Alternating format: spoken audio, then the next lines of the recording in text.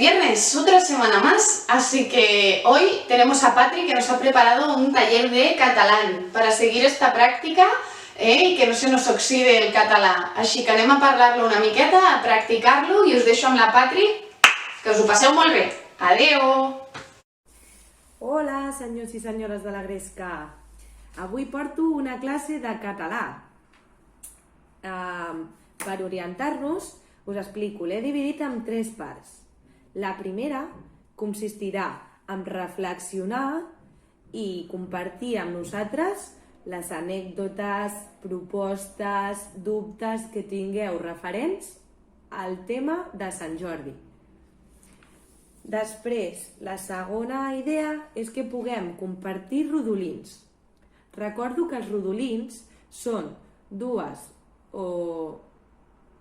frases o sintagmes que acostumen a rimar. Surten de forma espontània i tenen molt de significat entre elles. Com per exemple, si l'aixeta raja, tanca-la, perquè l'aigua escasseja. O una que m'agrada molt a mi és «Ale, ja em puc anar a dormir, ja he après el que em tocava avui». Llavors, ara us animo a que pugueu compartir els que més us agradin a vosaltres o com vulgueu. I per acabar, se m'acudia que pot ser divertit que compartim endevinalles. La que jo porto té a veure amb la primavera. I diu així: surto per primavera, volo de flor en flor, no m'agrada la pluja i puc ser de molts colors. Aviam qui m'endevina.